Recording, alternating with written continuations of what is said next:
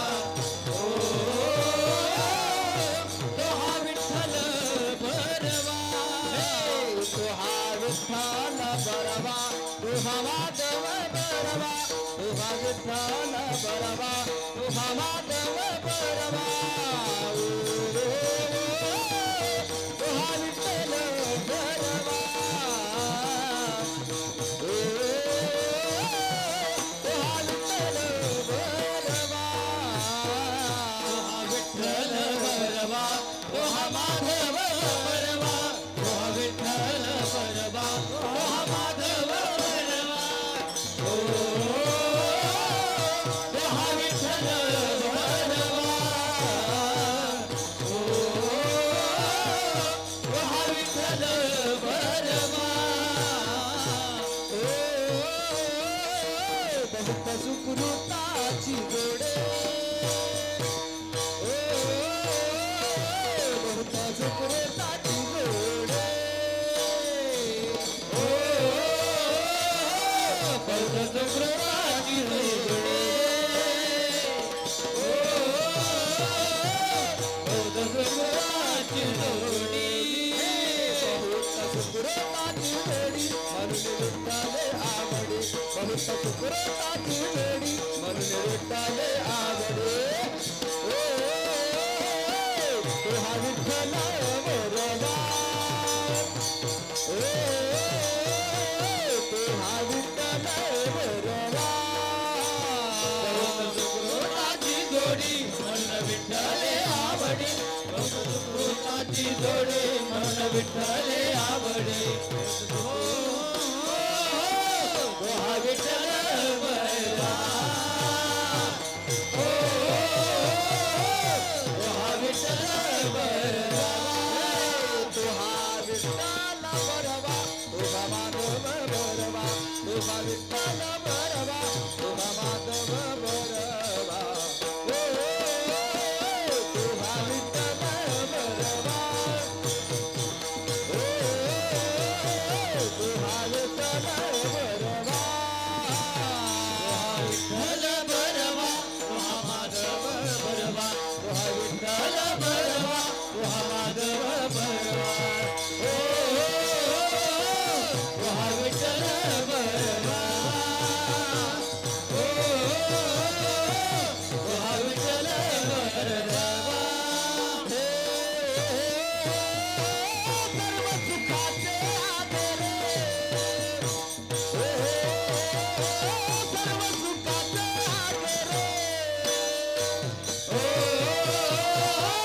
सुखाचे आदरे सर्व सुखाचे आदरे सर्व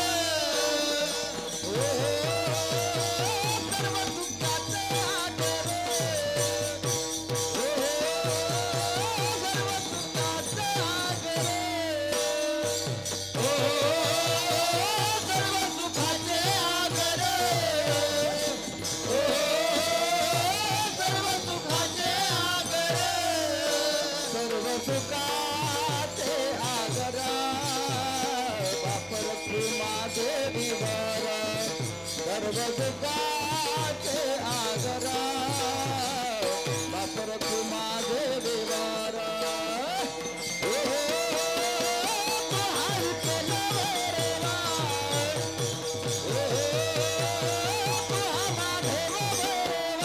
सर्व सुखाचे आगर बापर माझे देवर सर्व सुखाचे आगर बापर माझे देवर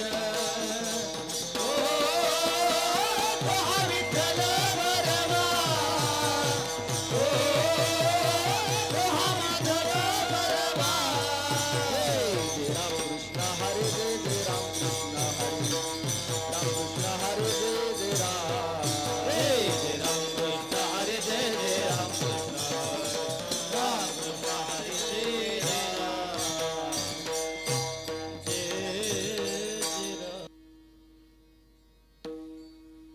अंतरची ज्योती प्रकाशले दीप्ते अंतरची ज्योती प्रकाशले दीप्ते अंतरची ज्योती प्रकाशले दीप्ते अंतरची ज्योती प्रकाशले दीप्ते मूळ तुझ होते आचार मूळ जे होते आचार मूळ जे होते आचार अंतरचे ज्योती प्रकाशले अंतरचे ज्योती प्रकाशले अंतरचे ज्योती प्रकाशले अंतरचे ज्योती प्रकाशले मूळ तुझ होते आचार मूळ जे होते आचार मूळ जे होते आचार तिचा आनंद ब्रह्मांडीन समाय तिचा आनंद ब्रह्मांडीन समाय तिचा आनंद ब्रह्मांडीन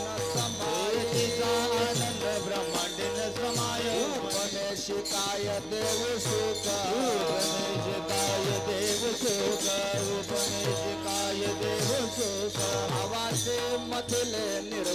संचिले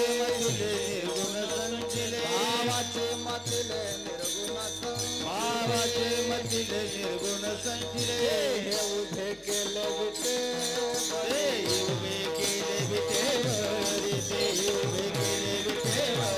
तिचा आनंद ब्रह्मांडी समाईचा आनंद ब्रह्मांडी समाईचा आनंद ब्रह्मांडी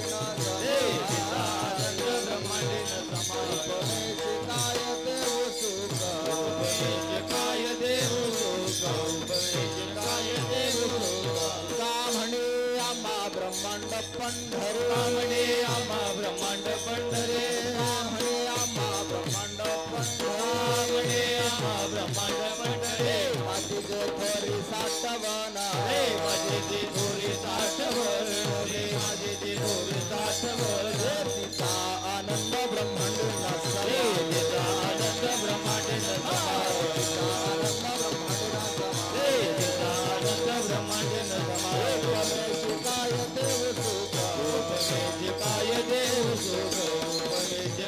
देव सुख रखवार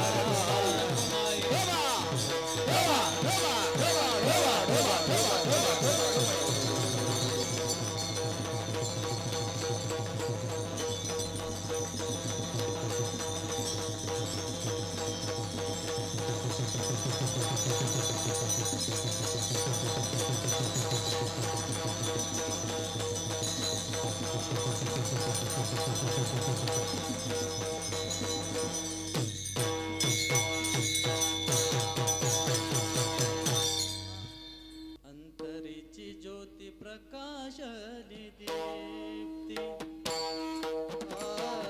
अंतरीची ज्योती प्रकाशली दीप्ती अंतरीची ज्योती प्रकाशली दीप्ती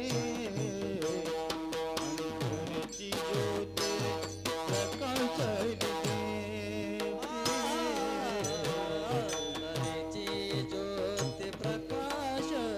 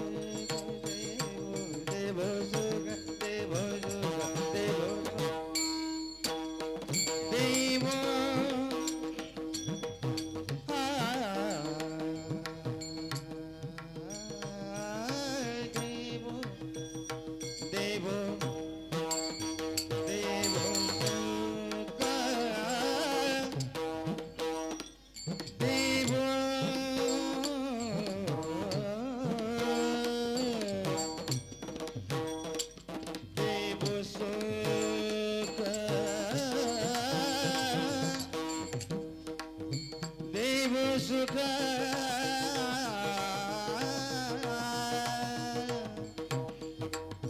देव सुख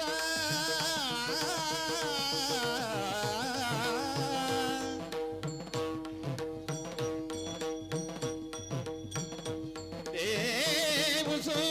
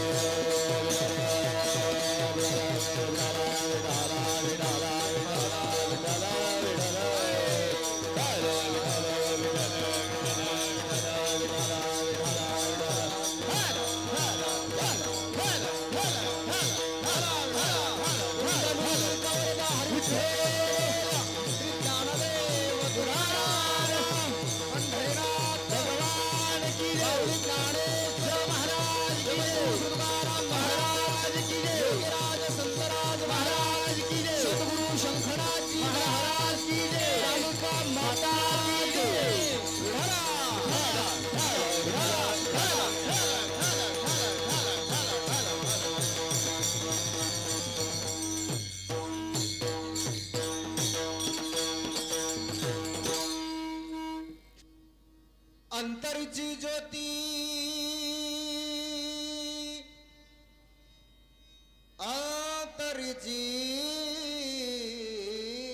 ज्योती प्रकाशली दीप्ती मुळीची जे होती आच्छादिली ते तिचा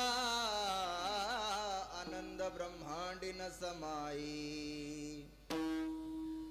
उपमे शिकाय देव सुख भावाचे मथिले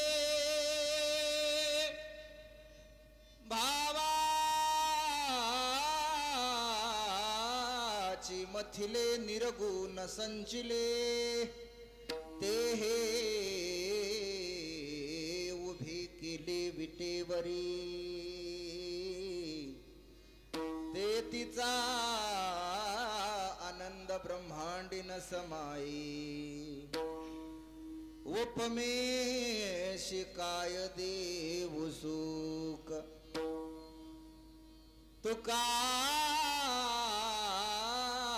म्हणे आम्हा ब्रह्मांड पंढरी तुका म्हणे आम्हा ब्रह्मांड पंढरी प्रेमाची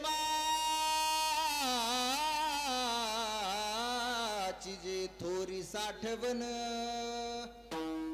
ते तिचा आनंद ब्रह्मांडीन समाये उपमे शिकाय देव सुखा विठला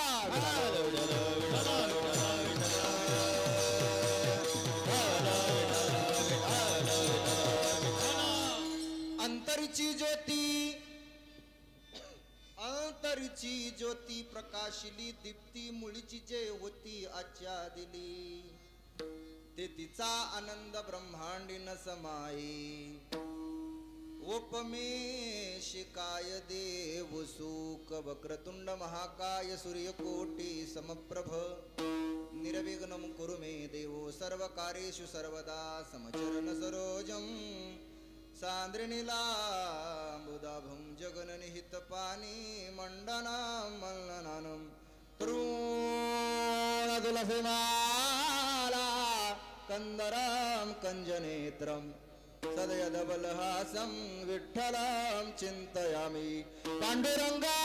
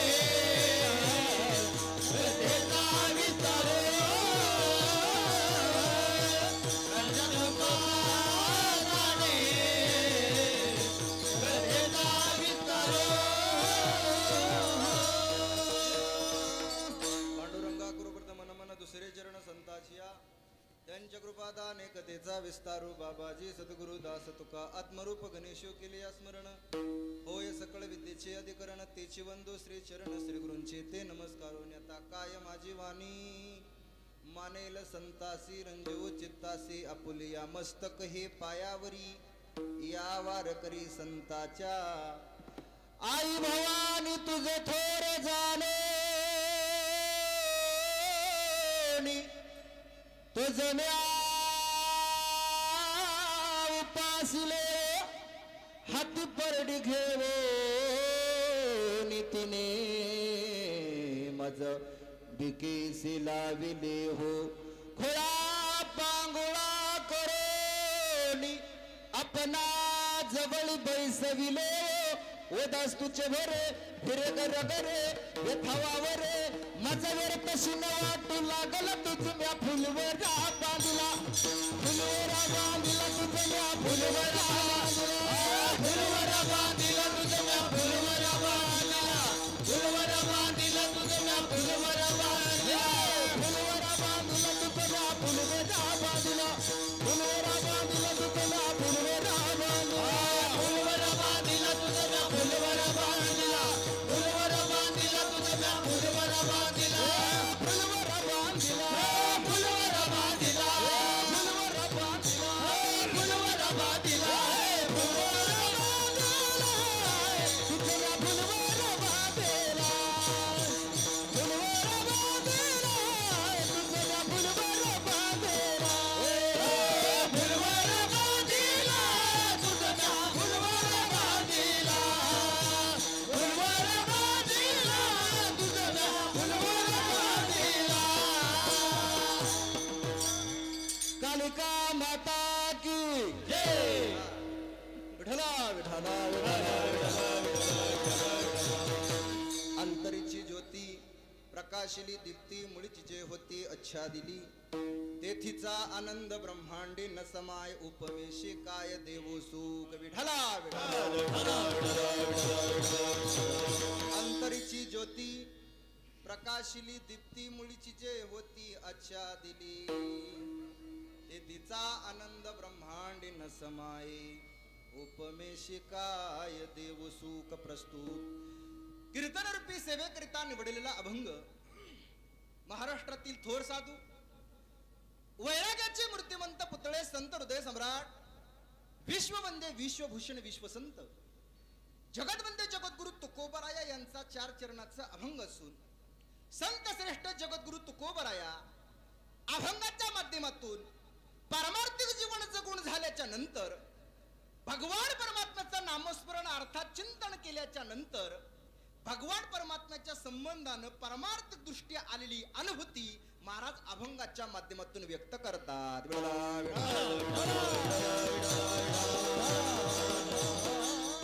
प्रस्तुत कीर्तनरूपी सेवा सुरुवात करण्यापूर्वी अल्पसा परिहार देणं अत्यंत गरजेचं आहे तो म्हणजे असा प्रतिवर्षाप्रमाणे चालू असणारा अखंड हरिनाम सप्ताह भगवत भक्त संमेलन याही वर्षी मोठ्या आनंदात आणि उत्साहात साजरे होते वर्ष 26वे मला वाटतं रौप्य महोत्सव मागच्या वर्षी झाला आणि आता सुवर्ण महोत्सवाकडे आपली असणारी ही वाटचाल असा असणारा भव्य आणि दिव्य अशा स्वरूपाचा चालू असणारा अखंड हरिनाम सप्ताह आणि या सप्ताहातील आजच्या दिवसाची खरं तर कीर्तनरूपी सेवा आपणा सर्वांच्या वतीनं संयोजक मंडळ समस्त ग्रामस्थ मंडळ संत तुकाराम नगर यांच्या माध्यमातून खरं तर माझ्याकडे आली प्रथमतः सर्वांना धन्यवाद देतो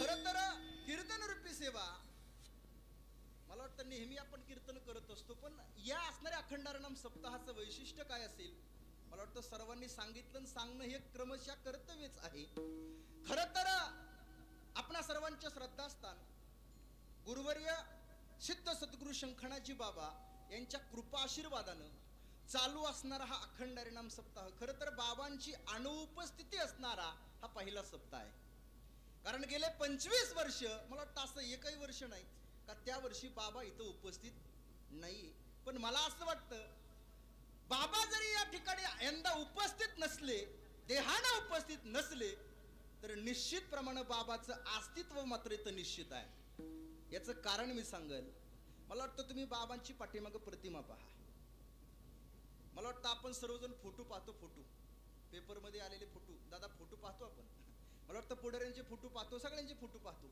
फोटो पाहिल्याच्या नंतर एकटक एखाद्या फोटो पाहतो मी काय वाटत नाही माणसाला का काय वाटतं प्रतिक्रिया काय उमटतात का आपल्या नाही महाराज पण ऐका या महाराजांच्या प्रतिमेकडे जरा एकदा डोळ्यात डोळे घालून पहा मला वाटतं 1 सेकंद आपण डोळ्यात डोळे घालून पाहिलं ना तर दुसऱ्या सेकंदाला आपले डोळे त्यांच्या पायाकडे जातात यांना महाराज म्हणतात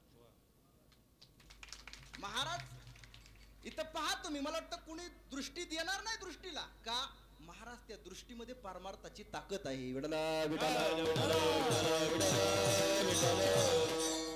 ही कोणाच्या बी दृष्टीत ताकद नाही. तुम्ही माझ्या काही 1% आता 2 तास पाहणारच आहे. काय परिणाम होणार आहे तुमच्यावर?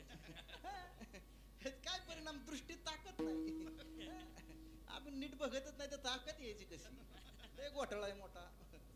मला मुद्दा सांगायचा आहे महाराज, ही तपश्चर्येची ताकद असते, कोणालाही ताकद येत नाही महाराज. संत या असणाऱ्या गुरुवर्य सिद्धसद्गुरु शंकरनाथ जीवाबाने आयुष्यभर केलेला परमार्थ, आयुष्यभर केलेली साधना आणि त्या तपश्चर्येच्या माध्यमातून हे सगळं होत असतंय. खरं तर बाबांच्याच कृपाशीर्वादाने चालू असणारा हा भव्य दिव्य असा सप्ताह, खरं तर कोरोनाच्या संकटाच्या नंतरचा सप्ताह. मला वाटतं कोरोनाच्या संकटाच्या नंतर बरेचसे सप्ते अजून बंद आहेत, काही हळूहळू चालू झालेत, पण त्याच्यानंतरचा आपल्या भागातला दुसरा सप्ताह. पाठीमागं आपण तपपूर्ती सोहळा केला दत्तनगरला आणि हा दुसरा सोहळा, पण अत्यंत भव्य आणि दिव्य आहे. खरं तर पुनश्च एकदा या असणाऱ्या सोहळ्याचं वैशिष्ट्य, मुख्य वैशिष्ट्य जर काय असेल तर मी नेहमी सांगतो बरं का, मला वाटतं पाठीमागही सांगितलं, महाराष्ट्रामध्ये असं गाव नाही, महाराष्ट्रामध्ये असं गाव नाही की ज्या गावामध्ये आदरणीय बाबांचा शिष्य नाही. बरं का, तुम्ही म्हणताल महाराज तुम्ही बाकीच्या गावाचं सांगता, आमच्या गावाचं काहीतरी, आपल्या गावात, आपल्याही गावाचं तीच परिस्थिती आहे महाराज, ध्यानात घ्या. असं समजायचं नाही आपलं गाव हुकलंय त्याच्यातून. हा, आपल्याही गावामध्ये महाराजांचा शिष्य आहे. बरं, कोण? आपले मृदंग सम्राट महेंद्र महाराज नवले, बाबांचे शिष्य आहेत ते. इकडे गायन करणारे आता म्हणजे पहिली चाल म्हणली ना पुढं, श्रीराम महाराज इनामकी उत्कृष्ट कीर्तनकार आहेत आणि उत्कृष्ट मृदंगाचार्य आहेत, बाबांकडे शिकलेत. महाराज मला सांगायचंय काय, मला वाटतं असे अनेक दिग्गज मंडळी बाबांनी तयार केलेत. आणि खरं तर मला वाटतं, खरं तर श्रीराम महाराज असेल, इकडे दादा महाराज साठी असतील, महेंद्र महाराज असेल, असे बरेच मंडळी ज्यांनी तयार केली असं व्यक्तिमत्व आपल्यासारख्या सामान्याच्या कीर्तनाला खरं तर त्यांनी वाजवणं हे काय आपल्या दृष्टीनं फार मोठेपणाची गोष्ट आहे, पण त्यांच्या दृष्टीनं तसं छोटाच आहे आपण, पण खरं तर त्यांचा तो मोठेपणा आहे.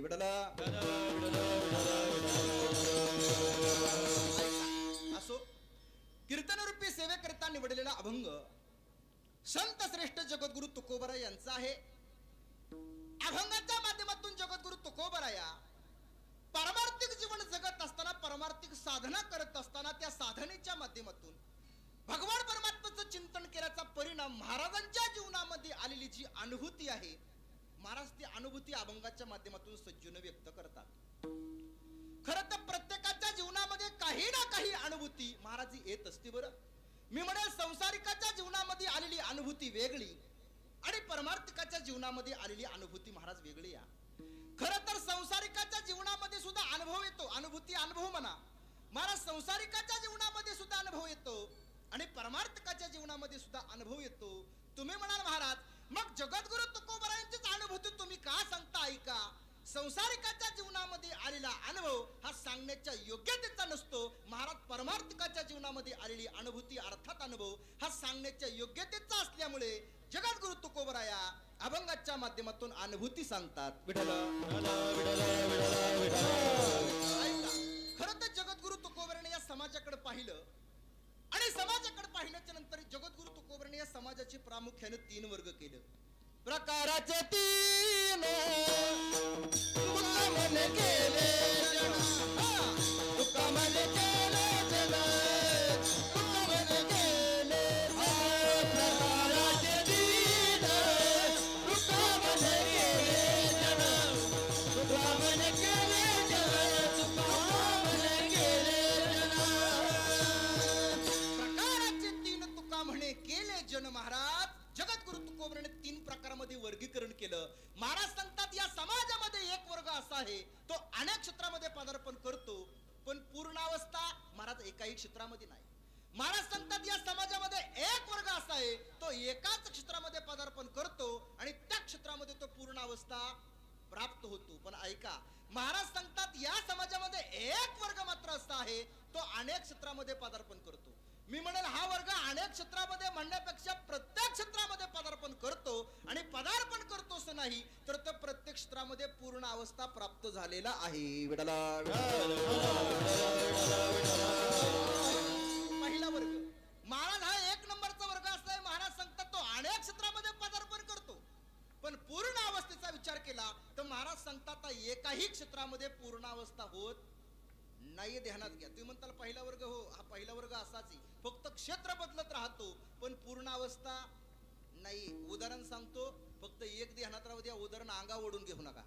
कारण कीर्तनकार इथं बोलत असताना ही रेडीमेड कपड्याचं दुकान आहे, कुणाला तरी ते फिट बसतं या अगोदर सांगतो, ध्यानात घ्या, ऐका. महाराज एक असणारा शिक्षक सुंदर शिक्षकी जीवन जगत होता. शिक्षकी जीवन जगत असताना अचानक त्याने पेपर मध्ये बातमी वाचली. कशाची? निवडणुकीची बातमी. निवडणुकीची वाचली, मनामध्ये विचार केला, काय नाही म्हणे आता निवडणुकीलाच उभं राहायचं. इकडे शिक्षण क्षेत्राचा राजीनामा दिला, सुंदर चाललं होतं. 60-70 हजार पगार होता, मी तरी कशाला कमी सांगू. महाराज 60-70 हजार पगार होता, नोकरीचा राजीनामा दिला आणि राजकीय क्षेत्रामध्ये प्रवेश केला. बऱ्याच पक्षाकडे तिकिटाची मागणी केली, याला काय कुणी तिकीट दिलं नाही, बिचारा अपक्ष उभा राहिला. अपक्ष उभा राहिला, मतदान झालं, निकाल लागला, निकालामध्ये याला पराभवाला सामोरे जावं लागलं. नाराज झाला बिचारा. काय करावं म्हणला, शिक्षण क्षेत्रामध्ये चांगलं होतं ती सोडून दिलं, राजकीय क्षेत्रामध्ये प्रवेश केला, या राजकारण्याने काय आपल्याला टिकूनच नाही दिलं. आता काय करायचं?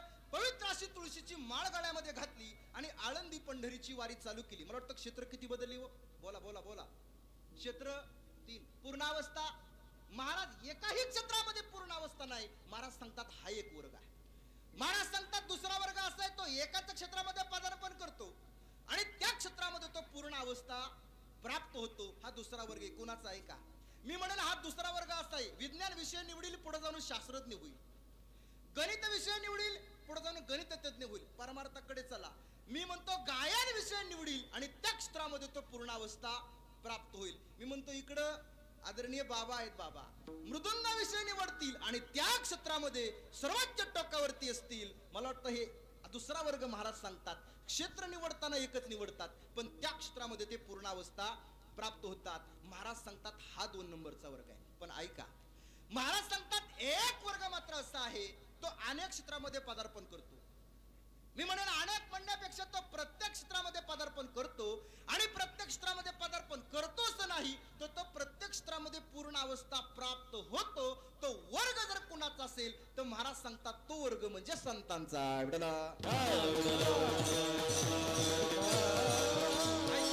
महाराज संतांचा विचार केला ना, संत हे प्रत्येक क्षेत्रामध्ये होते आणि फक्त होते असं नाही बरं का. मग प्रत्येक क्षेत्रामध्ये संत हे पूर्ण अवस्था प्राप्त झालेले आहेत. आता कसे ते का? ज्या संतांचा अभंग निवडला ते जगद्गुरु तुकोबराया. जगद्गुरु तुकोबरायांचा विचार केला तर मी म्हणेल जगद्गुरु तुकोबराया प्रत्येक क्षेत्रामध्ये होते आणि फक्त होते असं नाही बरं. मग माझे जगद्गुरु तुकोबराया प्रत्येक क्षेत्रामध्ये पूर्ण अवस्था प्राप्त झालेले आहेत. आता कसे ते का? क्षेत्र क्रमांक 1 ज्ञानाचं क्षेत्र. ज्ञानाच्या क्षेत्रामध्ये माझे जगद्गुरु तुकोबराय कुठे होते पहा. महाराज गोड बोलतात. महाराज सांगतात पाहिली पुराणे दांडुळली दरुशने. महाराज सांगतात मी पुराण पाहिली, वेद पाहिले, शास्त्राचा अभ्यास केला. मला वाटतं पुराणाचा, शास्त्राचा, वेदाचा अभ्यास केल्याच्या नंतरच्या जगद्गुरु तुकोबरायांच्या प्रतिक्रिया आहेत. काय?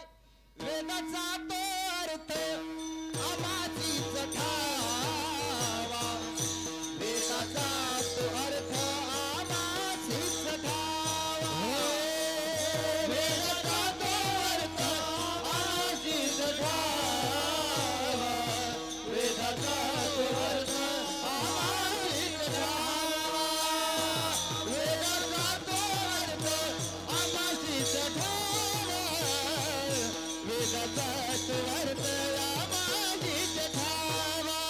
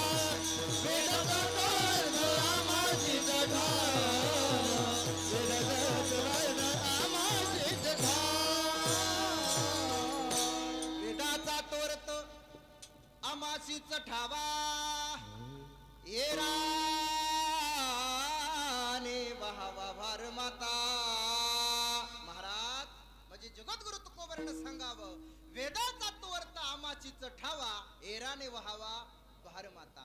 खरं तर मी म्हणेल जगद्गुरु तुकोबरांना एवढं मोठं ज्ञान होतं महाराज, पण गर्व मात्र अजिबात नव्हता. ध्यानात राहू द्या. आता गोठाळा बाबा जे असं झालाय ज्याला काहीच येत नाही ते जेस येडेवाणी करते. हा लय घोटाळा झालाय. माणसं मी म्हणतोय कुठं डोकं लावते आणि सांग काय काय कमी ज्ञानावरी ना. थोडक्यात त्यांना म्हणा अर्ध्या हळकुंडाने पिवळी झालेली. महाराज ही कुठं डोकं लावते आणि सांगता येणार आहे. एक असंच अतिशयानं होतं. विचार केला मला माझ्याकडे एवढं मोठं ज्ञान आहे म्हणला, माझ्याकडे ज्ञान असून उपयोग काय म्हणला. डोकं कुठं तरी चालवलं पाहिजे, चांगल्या ठिकाणी चालव ना. कुठं चालवायचं काय करावं काय करा काय नाही म्हणला. मुंबईला जायचंय. महाराज ते निघालं मुंबईला. म्हणला मुंबईला जायचंय पण जायचं कसं. मला इष्टी नाही जायचं, मग मला रेल्वेने जायचं. महाराज निघालं पण त्यांनी घरीच विचार केला मुंबईला जायचं रेल्वेने जायचं पण तिकीट न काढता जायचं. बरं तिकीट नका का काढा ना, मला झोपून जायचं. आता तिकीट नाही काढलं झोपायला जागा मिळेल का नाही महाराज. पण यांनी घरूनच विचार केला काही झालं तरी चालेल पण झोपून जायचं. महाराज डायरेक्ट आपल्या दौंड स्टेशनला गेलं. दौंड स्टेशनला गेल्याच्या नंतर रेल्वेच्या डब्याच्या जवळ गेलं. पाहतो पुढे गेला एवढी गर्दी उभं राहायला जागा नाही. उभं राहायला जागा नाही. यांनी डोकं चालवलं. म्हणला काय नाही म्हणला झोपूनच जायचं. काय करावं काय करावं. मग आपल्याला ज्ञान असून उपयोग काय म्हणला. दरवाजाच्या जवळ उभं राहिला.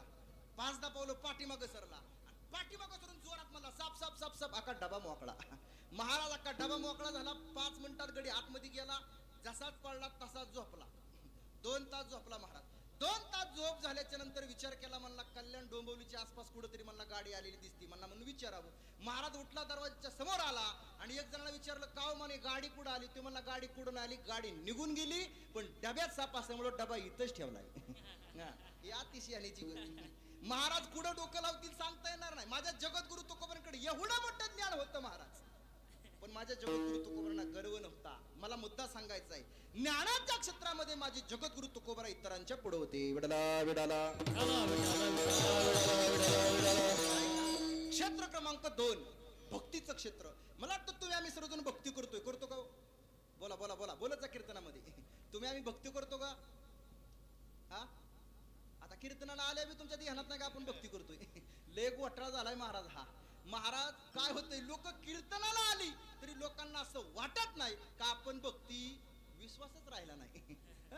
महाराज आता तुम्हाला कीर्तनाला आल्यावर जर भक्ती करतो का हे वाटत नसेल तमाशाला गेल्यावर कळेल का. महाराज काय झाले लोकांचं भक्ती म्हणजे असं झालंय. भक्ती म्हणजे उगाच लोक करतात म्हणून आपण करायची काय कोणाची कुणाला मिळत. काय झाले या लोक भक्ती करतात पण मी म्हणेल कुणाच्या पाठीमागे जाऊन आपण भक्ती करतो हे तर नीट पाहिलं पाहिजे बरं का. ज्याच्या पाठीमागे जाऊन आपण भक्ती करतो ना ते शहाणं पाहिजे. नाही तर कधी का जे असं होतंय येड्याच्याच पाठीमागे जाऊन आपण भक्ती केली तर घोटाळा होतो. कसा ऐका. एकदा मी कीर्तनाला गेलो. महाराज कीर्तन झालं. एक जण आला दर्शन घेतलं. मला महाराज सुंदर कीर्तन झालं. बरं म्हणलं बोला पुढं. काय नाही म्हणला महाराज कीर्तन सुंदर झालं पण मला माळ घालायची. म्हणलं माळ चालतंय म्हणलं. महाराज त्याने माळ आणली होती. माळ घेतली त्याला बुका लावला सांगितलं म्हणलं ऐक जरा माळ घातली ना आता मांसा. तो म्हणला काय सांगूच नका. म्हणलं सांगूच नका म्हणलं फक्त माळ घाला तुम्ही. लगा म्हणलं बरं ठीक आहे तुझ्या मनाने. महाराज माळ गळ्यात घालायला लागलो तर त्याच्या गळ्यात पहिलीच एक माळ होती. मी म्हणलं का तुझ्या गळ्यात तर पहिलीच माळ आहे मग तुला कशाला मी माळ घालायची गरज आहे. तो म्हणला काय सांगायचंय महाराज पहिली ज्याच्याकडून घालून घेतलं ती आता मासं धरीत आहे. आता घालणारी जर मासं धरायला लागली तर घालून घेणारी काय खेकडं धरायची का.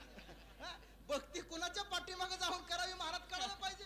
मी म्हणतो खरंच भक्तीचं माध्यम लोकांनी उगाच टाइमपासचं साधन केलं. टाइमपास महाराज भक्तीचं माध्यम टाइमपासचं नाही. ऐका भक्ती या क्षेत्राचा विचार केला. मी म्हणेल तुम्ही आम्ही सर्वजण भक्ती करतो ठीक आहे महाराज पण ही भक्ती आपण केल्याच्या नंतर तुमच्या आमच्या जीवनामध्ये जर आपण भक्ती केली तर भक्तीच्या माध्यमातून तुम्हाला आम्हाला काय मिळेल. माझे ज्ञानोबराय अतिशय गोड बोलतात. ज्ञानोबराय सांगतात हरिपाठामध्ये तुम्ही आम्ही जर भक्ती केली तर भक्तीच्या माध्यमातून काय मिळेल ज्ञानोबराय सांगतात.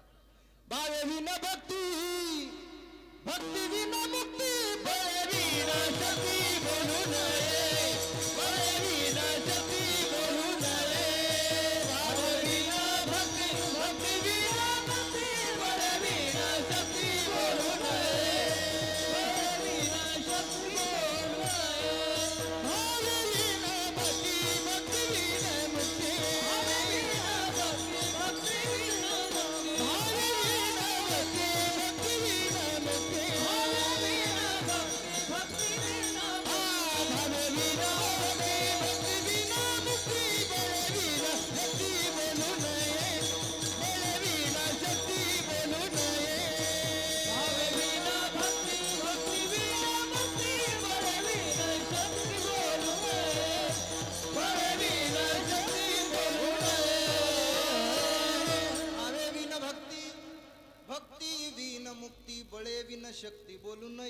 तुकोबराय सांगतात भावे विन भक्ती, भक्ती विन मुक्ती. म्हणजे ज्ञानोबरायांचं मत आहे बरं काय, तुमच्या आमच्या जीवनामध्ये जर तुम्हाला मोक्ष पाहिजे असेल, तुमच्या आमच्या जीवनामध्ये तुम्हाला मुक्ती पाहिजे असेल तर काय करावं लागेल. बोलायचा कीर्तनामध्ये तुमच्या आमच्या जीवनामध्ये ज्ञानोबराय सांगतात तुमच्या आमच्या जीवनामध्ये जर मोक्ष पाहिजे असेल अथवा मुक्ती पाहिजे असेल तर काय करावं लागेल. हा बोलत असं भक्ती करावी लागेल. ऐका महाराज ज्ञानोबराय सांगतात जीवनामध्ये मोक्ष पाहिजे असेल, जीवनामध्ये मुक्ती पाहिजे असेल तर तुम्हाला भक्तीच करावी लागेल. भक्ती विन मुक्ती ज्ञानोबराय सांगतात. पण ऐका जे ज्ञानोबराय हरिपाठामध्ये सांगतात भक्तीशिवाय मोक्ष अथवा मुक्ती मिळू शकत नाही, तो मोक्ष जगद्गुरु तुकोबराय सांगतात आमच्या घरी दास्यत्व करतोय. मोक्ष आम्हा घरी कामारी मोक्ष आम्हा घरी कामारी मोक्ष आम्हा घरी कामारी मोक्ष आम्हा घरी कामारी मोक्ष आम्हा घरी कामारी मोक्ष आम्हा घरी कामारी मोक्ष आम्हा घरी कामारी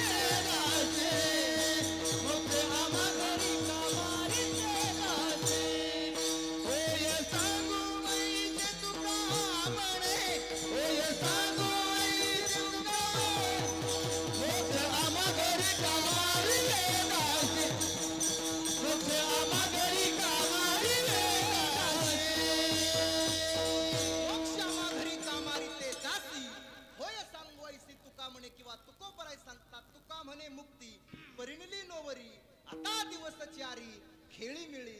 जगद्गुरु तुकोबराय सांगतात ज्ञानोबराने सांगावं भक्ती केल्याशिवाय मोक्ष अथवा मुक्ती मिळू शकत नाही. तोच मोक्ष माझ्या जगद्गुरु तुकोबराने सांगावं आमच्या घरी दास्यत्व करतोय. म्हणजे भक्ती या क्षेत्रामध्ये माझे जगद्गुरु तुकोबराय इतरांच्या पुढे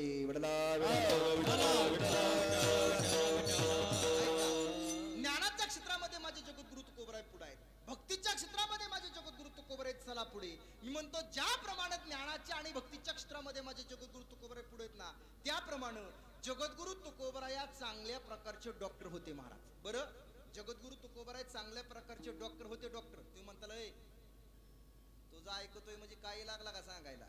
ऐका महाराज माझे जगद्गुरु तुकोबराय चांगल्या प्रकारचे डॉक्टर होते. का शरण म्हणाल मी दाखला देईल तुम्हाला. ऐका त्या काळामध्ये काही वाचिक आणि मानसिक अशा तीनही प्रकाराने पीडित झालेले अनेक रोगी माझ्या जगद्गुरु तुकोबरांकडे जायचे. खरं सांगू महाराज अनेक रोगी जरी जगद्गुरु तुकोबरांकडे गेले तरी अनेक रोग्यांना रामबाण उपाय मात्र जगद्गुरु तुकोबरांकडे एकच होता. ब्रह्मरस घेई काढा ब्रह्मरस घेई काढा ब्रह्मरस घेई काढा ब्रह्मरस घेई काढा ब्रह्मरस घेई काढा ब्रह्मरस घेई काढा ब्रह्मरस घेई काढा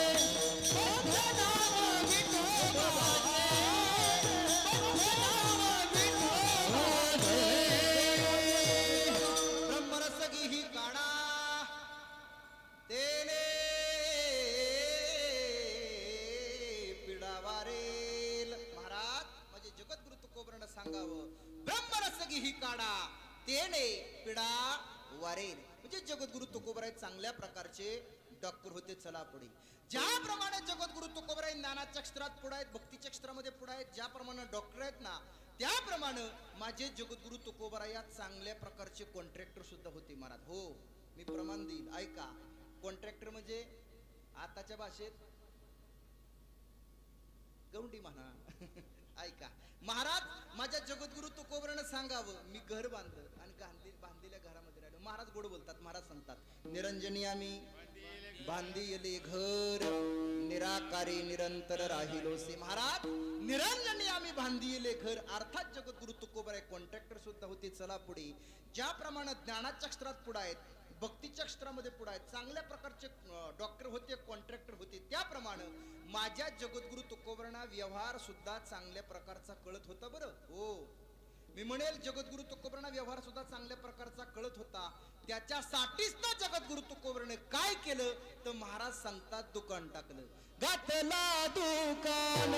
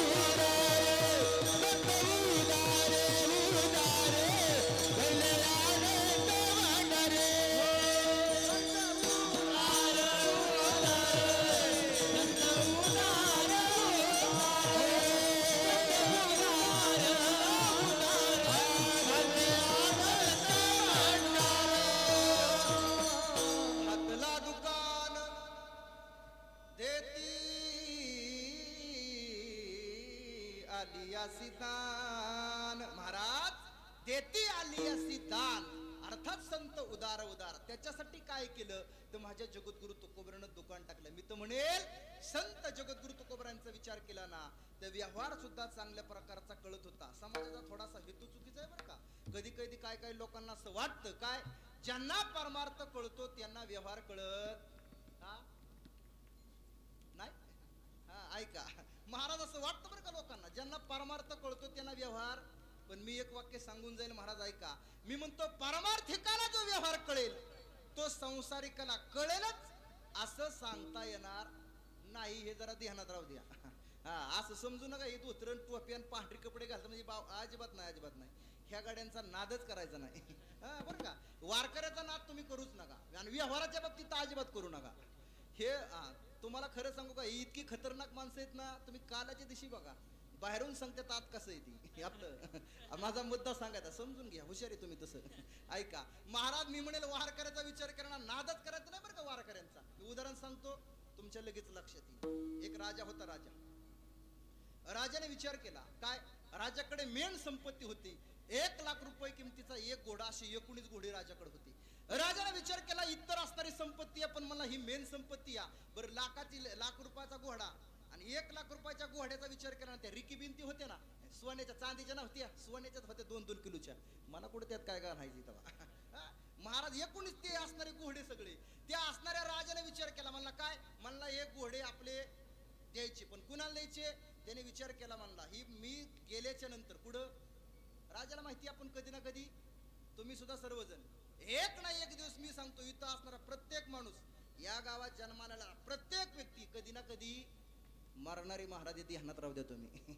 महाराज असंच एकदा कीर्तनात सांगितलं, सगळी रडायला लागली. एक म्हातारी मागं बसली होती, हे नुसती खदा खदा हसायची. मी म्हणलं, का म्हातारीला हसाय काय झालं. आजीबाला, आजी का हसताय. म्हणली, काय महाराज तुम्ही सांगताय तसं. मी म्हणलं, काय झालं, काय झालं. तुम्ही सांगितलं या गावात जन्माला आलेला प्रत्येक व्यक्ती कधी ना कधी मरणार आहे. मी म्हणलं, मरणार चिकन, याच्यात हास काय. मी या गावात जन्माला चालणार, येडे हळदी तू बी मरणार आहे. महाराज, मला वाटतं माझा मुद्दा इथपर्यंतच आहे बरं का. तू असणारे राजाने विचार केला, कधी ना कधी जावं लागणार आहे. मग काय नाही, म्हणलं या असणाऱ्या घोड्याची वाटप करायची. त्याने एक मृत्यूपत्र तयार केलं. त्या मृत्यूपत्रामध्ये घोड्याची वाटप करून ठेवली. पुढे 10-5 वर्ष राजा जगला आणि राजा मरण पावला. राजा मरण पावल्याच्या नंतर हा असताना मुलगा आहे ना, त्या राजाच्या मुलाने सांगितलं सर्व असणारे 19 घोडे मला घ्यायचेत म्हणला. प्रधानाने सांगितलंय ऐक, आपण सेवा केली म्हणला, इथं आपल्याला सुद्धा घोड्याचा हिस्साच पाहिजे. त्याच दरबारामध्ये असणारा एक सेवक होता. सेवक त्या सेवकाने सांगितलं काय नाही म्हणला, आपल्याला सुद्धा मिळालाच पाहिजे म्हणला घोडा म्हणला. लाख रुपये किमतीचा घोडा आणि ती सोन्याच्या रिकिबी आणि तीन काय साध आहे का म्हणला, मिळाला पाहिजे म्हणला मला घोडा. महाराज त्या तिघांची भांडणं चालू झाली.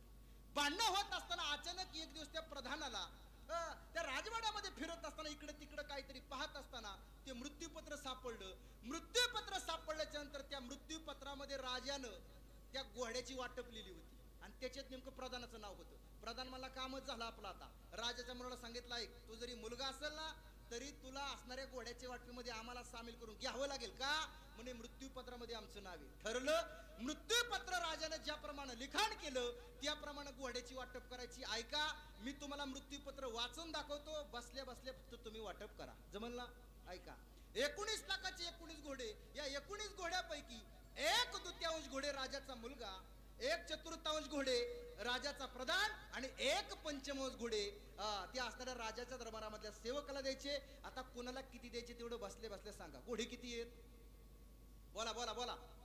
19 घोड्यापैकी 1/2 घोडे हे राजाच्या मुलाला. म्हणजे किती? हा बरोबर, निमे निमे तर ह्यांनी केली. हा निमे निमे म्हणजे किती? 19 पैकी निमे म्हणजे किती? हा 9.5. एखादा घोडा कापावा लागेल. महाराज वाटपच होत नाही महाराज. पुन्हा ते असणाऱ्या प्रधानाला सांगितलं ऐक, प्रधानाला सांगितलं प्रधानजी 19 घोड्यापैकी 1/4 घोडे हे प्रधानाला द्यायची. म्हणजे 19च्या 4 भाग म्हणजे किती? बघा तुमचं तुम्हीच. माझ्या तर नाही, 4.5 असेल बहुतेक. असू द्या. महाराज घोडे देता येतील का? महाराज 10-5 वर्षी असाच घोड चालला होता. एक दिवस एक आपला गरीब वारकरी, बिचारा गरीब वारकरी, वारकऱ्याने एक 20,000चा वारकऱ्याचा घोडा आणि त्या 20,000च्या घोड्यावरती वारकरी बसून पंढरपूरला निघाला होता. त्या पंढरपूरला निघालेल्या वारकऱ्याला पाहिलं त्या राजाच्या मुलानं विचार केला, ज्या अर्थी या वारकरी बाबांकडे घोडा आहे याचा अर्थ घोड्यातल्या वाटपीतलं यांना काहीतरी कळत असणार. म्हणून त्या वारकरी बाबाला बोलावलं. 20,000 रुपयाचा अगदी घोडा असणारा वारकरी बाबा पंढरीला निघालेला. थांबून घेतलं, ओ बाबा या बसा, काय चहा पाणी वगैरे झालं? ऐका, तुम्ही पंढरपूरला निघालाच आहात, बिंदात जा. फक्त एकच काम आहे, छोटंसं काम आहे. आमच्या बाबांनी जे मृत्यूपत्र लिखाण केले त्याच्याप्रमाणे तेवढी घोड्याची वाटप करा, मग पुढं बरंच चांगले.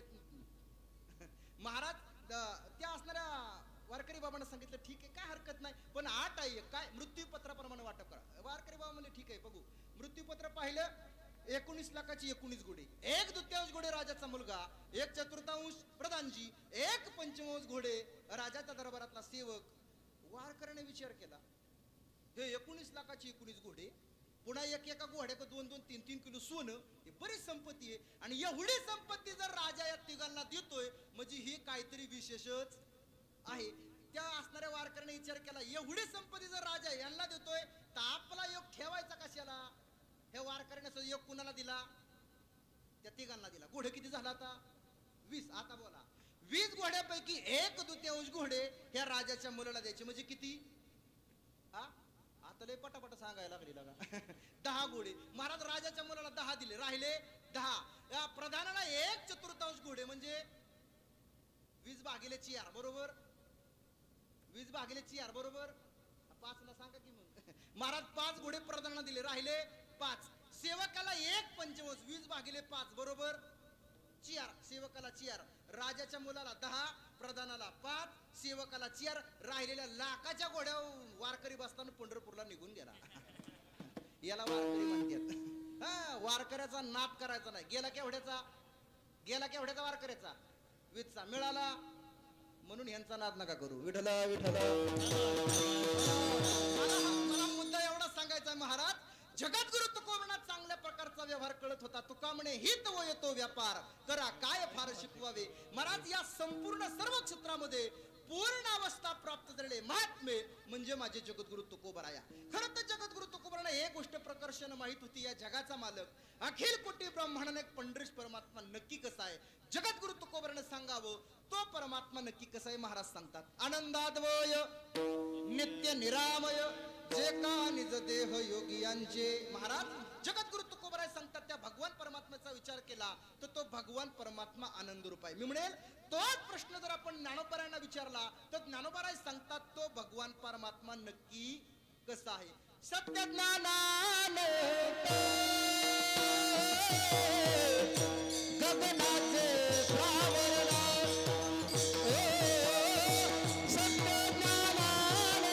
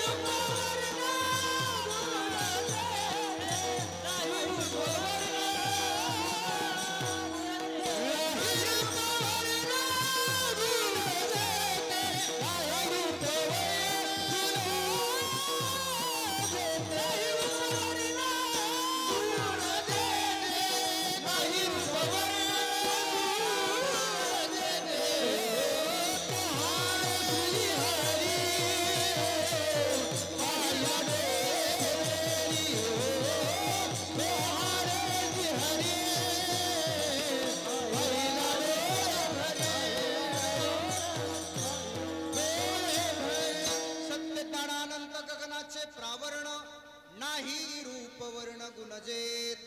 ज्ञानोबराय सांगतात तो भगवान परमात्मा कसा आहे. ज्ञानोबरायांचं मत आहे तो सत्यरूप आहे. जगद्गुरु तुकोबारांना विचारलं तर जगद्गुरु तुकोबाराय सांगतात तो आनंद रूप आहे. मी म्हणेल पुन्हा जगद्गुरु तुकोबारायाने सांगावं सुखरूप ऐसा तुझा कोणी सांगा माझ्या पांडुरंगा सारिका तो. अर्थात भगवान परमात्म्याचा विचार केला तर भगवान परमात्मा सत्यरूप आहे. भगवान परमात्मा ज्ञानरूप आहे. भगवान परमात्मा आनंद रूप आहे. तोच भगवान परमात्मा सुखरूप आहे. खरं तर त्याच भगवान परमात्म्याचा हा जो जीव आहे हा जीव अंश आहे. ममे अंश जीव लोके जीवभूत सनातना मन षष्टानी इंद्रियाने प्रकृती स्थान करशती. बाबा बरोबर आहे ना? हा नाही घोटाळा होण्याची शक्यता आहे कारण आम्ही काही संता घेतलेली नाही. हे असंच चाललंय. असू द्या महाराज ऐका. भगवान परमात्मा सांगतात हा जो जीव आहे हा जीव म्हणजे माझाच अंश आहे. माझा छोटासा प्रश्न इथं या देवाचा विचार केला तर देवाचं स्वरूप ज्ञानरूप. मग ज्ञानरूप असा जर देव आहे तर ज्ञानरूप अशा देवाचा हा जीव जर अंश आहे तर या जीवाच्या ठिकाणी अज्ञान का? आपण कुणाची अंश? त्या देवाची. देवाचं स्वरूप ज्ञानरूप. मग ज्ञानरूप जर देवाचं स्वरूप आहे तर त्याच ज्ञानरूप अशा देवाच्या स्वरूपाचा अर्थात देवाचा अंश हा तर या जीवाच्या ठिकाणी ज्ञान पाहिजे. पण या जीवाच्या ठिकाणी अज्ञान आहे. जीवाच्या ठिकाणी अज्ञान का? महाराज नाथ महाराज भागवतामध्ये गोड सांगतात अज्ञानाचे मूळ माया. नाथ महाराजांचं मत बरं. नाथ महाराज सांगतात या अज्ञान या जीवाच्या ठिकाणी का? तर याचं कारण आहे ते म्हणजे माया. आता माया म्हणजे काय कळलं ना? माया माया माया माया वती वती नाही ऐका. माया म्हणजे काय? भगवान परमात्मा गीतेमध्ये सांगतात दैव हेस्या गुणमयी मम माया दुरतया मामे वय प्रबद्धन्ते माया मिता तरंतिते. भगवान परमात्मा सांगतात माया म्हणजे माझीच एक दैवी शक्ती आहे. आता ऐका ही माया या जीवाला तरुण जाण्यासाठी अत्यंत कठीण आहे बरं का. किती कठीण आहे? ज्ञानोबराय या श्लोकावरती भाष्य करताना गोड बोलतात. ज्ञानोबराय सांगतात जरी अपत्य शिळा व्याधी कळे साधुशी दुर्जनाची बुद्धी की रागी सांडी रिद्धी आली साथी. ज्ञानोबराय सांगतात जरी अपत्य शिळा व्याधी. अपत्य म्हणजे बोला बोला. अपत्य म्हणजे अपत्य अपत्य हा अपत्य म्हणजे हा मुलं बाळ म्हणा की मग का आपले काय ब्रह्मचारी आहेत का सगळी इकडे? ऐका अपत्य म्हणजे मुलं बाळ. पण या ठिकाणी हा शब्द घ्यायचा नाही. अर्थ नाही बरं का. या ठिकाणी अपत्य म्हणजे पथ्य न पाळणारा. ज्ञानोबराय सांगतात काय, जरी अपत्य शिळा व्याधी, ज्ञानोबरायांचं मत आहे एखादा रोगी त्याला झालेला आजार तो बरा होण्यासाठी पथ्य न पाळता रोग्याचा आजार बरा होणं जितकं कठीण, माया नदीत तरुण जाणं तितकं कठीण. ध्यानात आलं का नाही? उदाहरण सांगतोय का महाराज, एखाद्याला झालेला आजार पथ्य न पाळता आजार बरा होणं जितकं कठीण. कसं ऐका, मला वाटतं एखाद्या व्यक्तीला डायबिटीस आहे, डायबिटीस असणारा व्यक्ती दवाखान्यामध्ये गेला. दवाखान्यामध्ये गेल्याच्यानंतर डॉक्टरांना सांगितलं, डॉक्टर साहेब काय काय नाही म्हणे, मला साखर वाढली. मग याच्यावरती काहीतरी उपाय सांगा. डॉक्टरने सांगितलं या गोळ्या घ्या, तुम्ही 2 टाइम गोळ्या घेतल्या का तुमची साखर कमी होईल. पुन्हा डॉक्टरांना या असणाऱ्या पेशंटने विचारलं, का हो डॉक्टर साहेब, या आजाराला काही पथ्य नाही का? डॉक्टरने सांगितलं आहेत पथ्य. डायबिटीस असणाऱ्या पेशंटला सुद्धा पथ्य आहेत. काय पथ्य? ऐका. डॉक्टरने सांगितलं सकाळी सकाळी आंघोळ केली, उठलं, आंघोळ झाली ना की चांगला मोठा 1 ग्लास भर चहा घ्यायचा, त्याच्यानंतर 4-5 वेडे जिलाबीचे झोपला. काय तुम्ही हे सगळं खाल्यावर मी म्हणतो डायबिटीसचा बरा नाहीच होणार, पण पाहुणरावळं गोळा होते. महाराज, गोड पदार्थ खाऊन डायबिटीस बरा होणं जितकं कठीण, ज्ञानोबराय सांगतात माया नदी तरुण जाणं तितकं कठीण. जरी अपत्य शिळा व्याधी कळे साधूशी दुर्जनाची बुद्धी. महाराज, मी म्हणतो साधू पुरुषाच्या बुद्धीमध्ये काय आहे हे दुर्जन व्यक्तीला कळणं जितकं, मी म्हणतो साधूच्या बुद्धीचा विषय सोडू द्या, सामान्याची बुद्धी सुद्धा कळत नाही माणसाला. कळते का हो? सामान्य माणसाची सुद्धा बुद्धी कळते का? ऐका, उदाहरणच तुम्हाला पटवून देतो. आपले चोपदार महाराज, महाडिक महाराज, राजदंडी हा वर घ्या जरा, वर असा जरा असा धरा की. तुम्हाला मी सांगतोय, तुम्हाला काय करायचंय, ठोका कुणाला टाकायचं ते मी नंतर सांगतो. ऐका महाराज, खरं मला काय सांगायचं, या कळे साधूशी दुर्जनाची बुद्धी. महाराज, साधूच्या बुद्धीत काय, सामान्याला काय, सामान्य माणसाची तरी बुद्धी कळन का? ऐका, आता चोपदार आपले महाडिक महाराजांनी तो राजदंडीने हातात धरलाय असा. महाडिक महाराजांना सांगितलंय ठोका टाकायचा. ते आता ठोका टाकणारी तुमच्या म्हणणे पहिला कोणाला टाकतील? तुम्ही म्हणता तूच जवळ येऊन कोणाला टाकीन. ऐका, हे माझ्या काही येत नाही, मला माहिती. महाडिकचं आपल्यावर लय प्रेम आहे. इथून जाईन पण पहिलं हिनं करायला टाकीन. हिनं करी म्हणतील का, तुम्ही काळजी करू नका, तुम्ही नाही, जाता जाता आधी एखादा तरी घेतील. यांच्या मनात काही कुणाला कळणार आहे का महाराज? नाही. मला मुद्दा सांगायचा आहे, साधू पुरुषाच्या बुद्धीमध्ये काय आहे दुर्जन व्यक्तीला कळणं जितकं कठीण, ज्ञानोबराय सांगतात माया नदी तरुण जाणं तितकं कठीण. ऐका, जरी अपत्य शिळा व्याधी कळे साधूशी दुर्जनाची बुद्धी किराणीसाठी रीती आली. किंवा ज्ञानोबराय पुन्हा अत्यंत गोड बोलतात. ज्ञानोबराय सांगतात, जरी चोरा दाटे अथवा मिनगोळ गोटे, ना तरी भेडा उलटे विवसे जरी. ज्ञानोबराय सांगतात, जरी चोरा सभा दाटे. ज्ञानोबराय गोड बोलतात बरं. ज्ञानोबराय सांगतात, जरी चोरा सभा दाटे. मला वाटतं तुम्ही सर्वजण पेपर वाचता का? पेपर कोणता? संध्यानंद. ऐका, मला वाटतं सर्वजण आपण पेपर वाचतो, टीव्हीला बातम्या सगळ्या पाहतो. महाराज, खरं सांगा, अशी कधी तुम्ही बातमी एखादी पाहिली का? कोणती? अखिल भारतीय चोर महामंडळाची जाहीर सभा. कोणाची?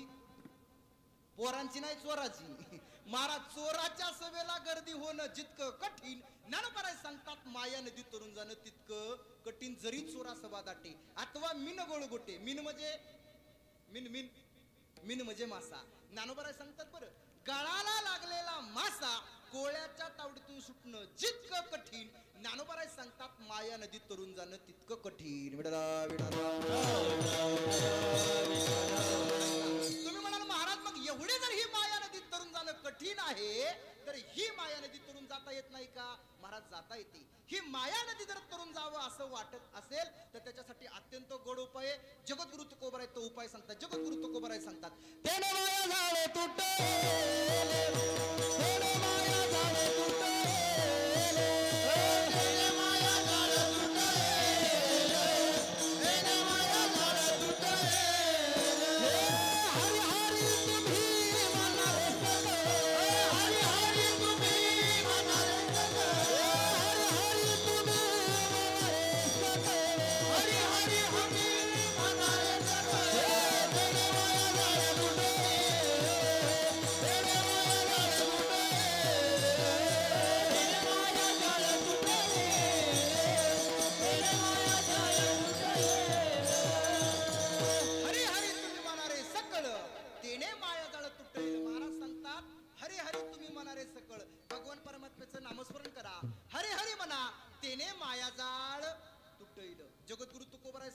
जीवनामध्ये मायाजाळ जावं वाटत असेल एकच करा, भगवान परमात्म्याचं नामस्मरण करा, भगवान परमात्म्याचं चिंतन करा. अर्थात हरी हरी तुम्ही म्हणणारे सकळ. काही साधक जगद्गुरु तुकोबरांना विचारतात, का हो तुकोबराया तुम्ही सांगता माया नदीतून तरुण जावं असं वाटत असेल तर हरी हरी तुम्ही म्हणारे सकळ, पण का हो तुकोबराय मग भगवान परमात्म्याचं जर नामस्मरण केलं, भगवान परमात्म्याचं चिंतन केलं तर मायाजाळच नाहीसं होईल का?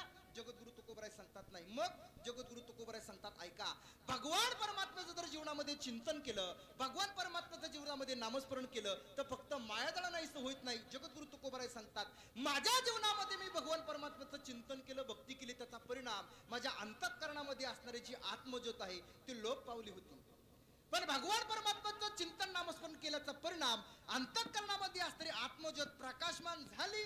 अभंगाचं पहिलं चरण. अंतरीची ज्योती प्रगटली दीप्ती. प्रकाशली अंतरीची ज्योती प्रकाशली दीप्ती.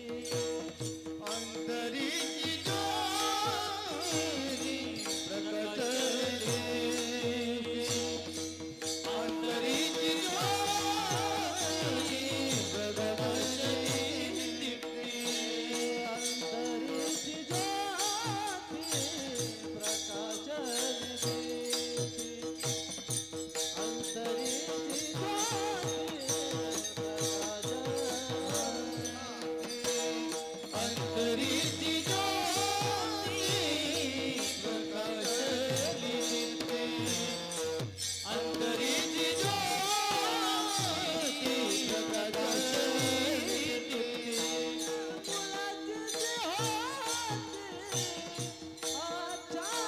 दीप्ती.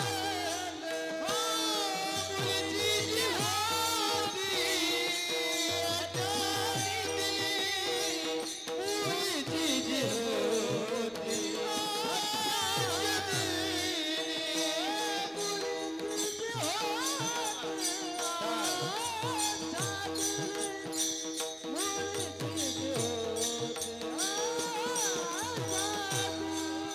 होती मुलाची अंतरीची ज्योती प्रकाशिली दीप्ती मुळीची जे होती अच्छा दिली. माझे जगद्गुरु तुकोबाराय सांगतात, माझ्या जीवनामध्ये भगवान परमात्म्याचं चिंतन नामस्मरण भक्ती केल्याचा परिणाम काय झाला तर जगद्गुरु तुकोबारानं सांगावं, माझ्या अंतःकरणामध्ये असणारी जी आत्मज्योत आहे त्या आत्मज्योतीवरती मायावी आच्छादन होतं. परिणाम मायावी आच्छादन असल्याचा परिणाम ती लोप पावली होती. पण भगवान परमात्म्याचं चिंतन, भगवान परमात्म्याचं नामस्मरण केल्याचा परिणाम काय झाला तर ते असणारं मायेवी आच्छादन बाजूला झालं आणि अंतःकरणामध्ये असणारे आत्मज्योत प्रकाशमान झाले. तुम्ही म्हणता महाराज हे अंतःकरण, त्याच्यामध्ये असणारी आत्मज्योत, त्याच्यावरती मायेवी आच्छादन ते पुन्हा बाजूला झालं, ही प्रकाशमान झाली. आमच्या काय डोक्यात येत? ऐका, आता उदाहरण सांगतो, तुमच्या लगेच लक्षात येईल. ऐका, अंतःकरणामध्ये असणारी जी आत्मज्योती ना त्या आत्मज्योती मूळता प्रकाशमान आहे, पण मूळता प्रकाशमान असणारी आत्मज्योत त्याच्यावरती मायेवी आच्छादन असल्यामुळे ती लोप पावली होती. काय झालं? जगद्गुरु तुकोबाराय सांगतात, भगवान परमात्म्याचं चिंतन केलं, त्याचा परिणाम ते मायेवी आच्छादन बाजूला झालं आणि परिणाम जे मूळताच प्रकाशमान होती ती पुन्हा प्रकाशमान झाली. आता आलं कधी ध्यानात? अजून तुमच्या चेहऱ्यावर काय वाटत नाही ध्यानात आलं? ऐका, आता उदाहरण सांगतो महाराज. साधं उदाहरण घ्या. मला वाटतं तुम्हाला विहीर माहिती आहे, विहीर. हा, त्या विहिरीमध्ये पाणी आहे. पाणी, त्या पाण्यावरती पूर्ण शेवाळाचा थर आहे. वरून जर आपण पाहिलं तर आपल्याला पाणी दिसतं का शेवाळ दिसतो? शेवाळ दिसतं. बरं, विहिरीमध्ये पाणी आहे का? आहे. दिसतं का? नाही. का? त्याच्यावरती शेवाळाचा थर आहे. मला वाटतं आपल्याला विहिरीमधलं पाणी पाहायचंय, काय करावं लागेल? शेवाळ बाजूला करावा लागेल. आता चला अभंगाकडे. महाराज ज्याप्रमाणे पाणी पायचं झालं तर शेवाळ बाजूला केल्याशिवाय आपल्याला पाणी दिसणार नाही, त्याप्रमाणे अंतःकरणामध्ये असणारी आत्मज्योत ही मूळताच प्रकाशमान आहे, पण त्याच्यावरती मायेवी आच्छादन आहे. तुम्ही म्हणाल महाराज शेवाळ आपल्याला बाजूला करावं झालं तर आपण कशानं करू? हातानं करू. पण या मायेवी आच्छादन जर या असणाऱ्या आत्मज्योतीवरचं बाजूला करावं वाटत असेल तर ते कशाने करता येईल? महाराज सांगतात भगवान परमात्म्याच्या नामस्मरणानं करता येईल. महाराज भगवान परमात्म्याचं नामस्मरण चिंतन केल्याचा परिणाम जगद्गुरु तुकोबराय सांगतात ते मायेवी आच्छादन बाजूला झालं आणि अंतःकरणामध्ये असणाऱ्या आत्मज्योत प्रकाशमान झाली. पुन्हा तुमच्या मनात शंका आली असेल, महाराज तुम्ही सांगता मूळता आत्मज्योत प्रकाशमान आहे, पण ती आत्मज्योत मूळता प्रकाशमान असेल का? का नसेल? अंतःकरणामध्ये असणारी आत्मज्योत ही मूळता प्रकाशमान का नसेल? ऐका, या अंतःकरणाचा विचार केला तर या अंतःकरणामध्ये राहण्याचं ठिकाण कोणाचं? बोला बोला बोला. अंतःकरणामध्ये आहे ना, सगळ्यांना अंतःकरण आहे ना, हृदय आहे का? हृदय हृदय असल्याशिवाय तुम्ही इथं आलाय का? बंद पडल्यावर कशाला येतात? महाराज प्रत्येकाला हृदय आहे. हे अंतःकरणामध्ये राहण्याचं ठिकाण कोणाचं? हा प्रश्न कीर्तनात हे बी ध्यानात राहू द्या. महाराज अंतःकरणामध्ये राहण्याचं ठिकाण कोणाचं? माझ्या भगवान परमात्म्याचं. तैसा हृदयामध्ये मी, किंवा माझे जगद्गुरु तुकोबराय सुद्धा गोड बोलतात, साठवी लहरी साठवी लहरी साठवी लहरी साठवी लहरी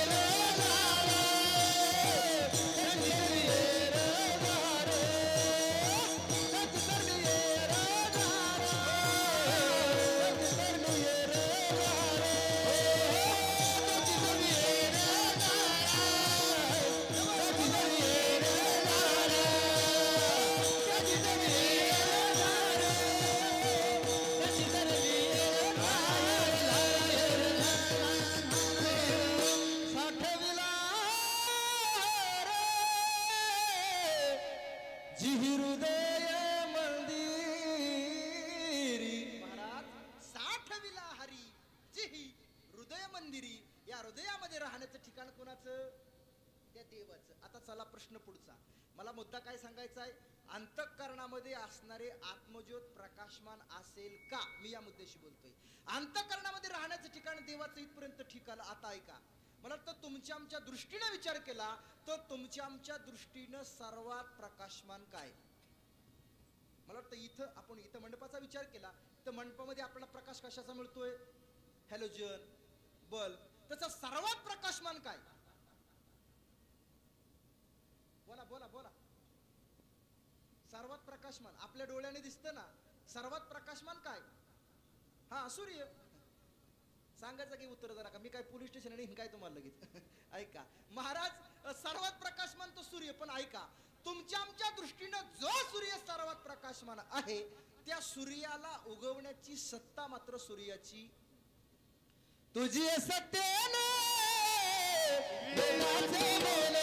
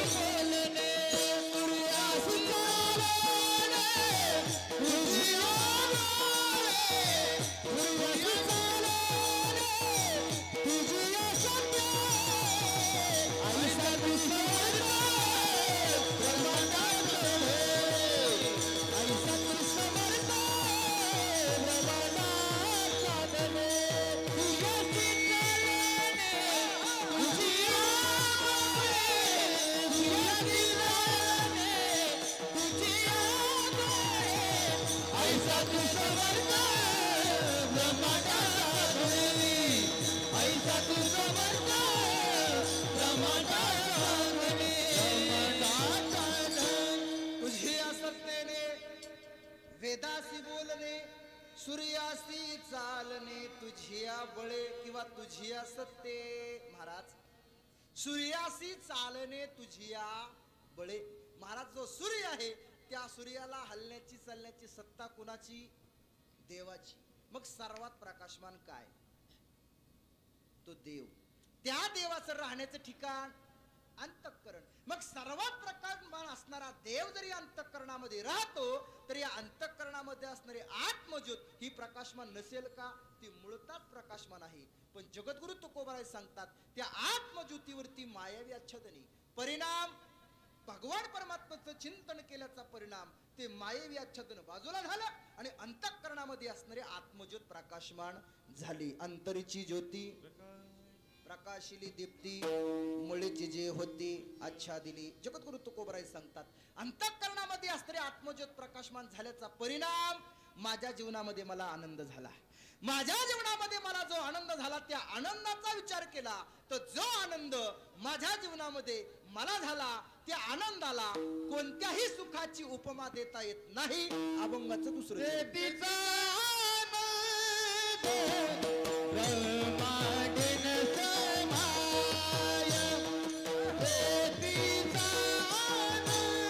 तिचा आनंद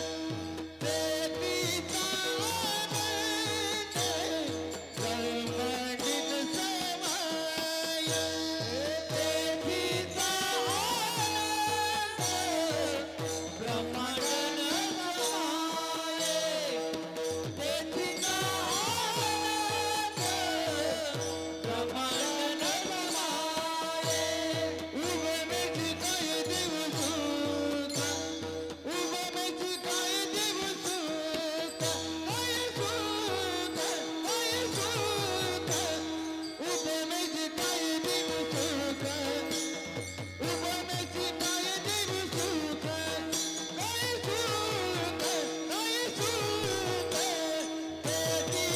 तिचा आनंद ब्रह्मांडीन समाय, तिचा आनंद ब्रह्मांडीन तेथीचा आनंद ब्रह्मांडीन समाये, उपमेशी काय देऊ सुख. अंतरीची ज्योती प्रकाशिली दीप्ती, मुळीची जे होते आच्छादिली. तेथीचा आनंद ब्रह्मांडीन समाये, उपमेशी काय देव सुख. विठोबा रखुमाई, विठोबा रखुमाई,